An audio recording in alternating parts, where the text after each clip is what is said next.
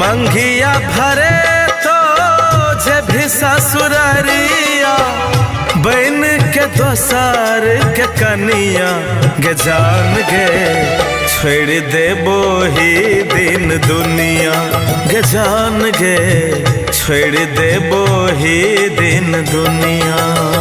मंगिया भरे तो जे भी ससुरारिया मंगिया भरे तो जे भी ससुरारिया बन के दोसर के कनिया गे जान गे छोड़ देबो ही दिन दुनिया गे जान गे छोड़ देबो ही दिन दुनिया।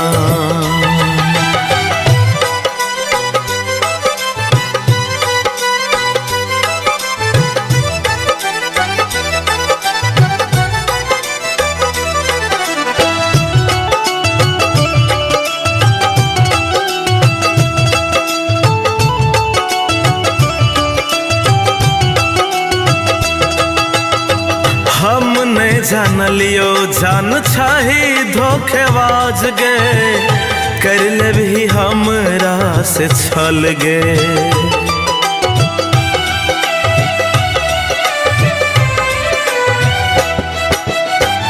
खुशी त लुट गेले जिंदगी के सबटा मिल गेले करम के फल गे।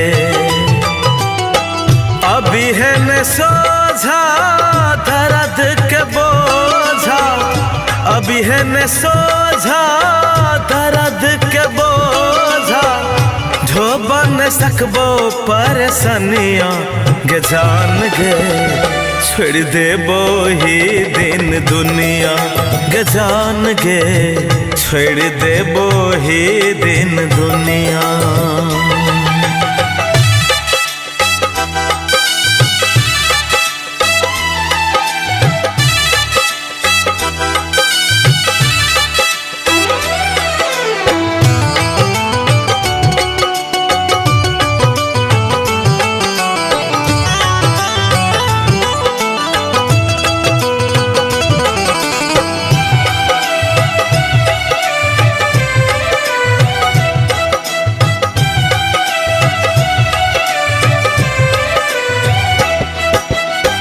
डोली चढ़े चल जे भी पिया जी के घरवा जी भी तू जिंदगी आराम से।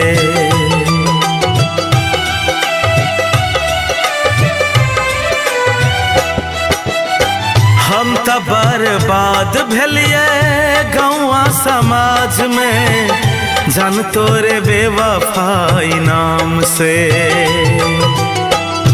ए जी अजीत सन्नू के सोचल ए जी अजीत कौशल के सोचल सपनवा पे फेर दिल पनिया गे जान गे छोड़ देबो ही दिन दुनिया गे जान गे छोड़ देबो ही दिन दुनिया।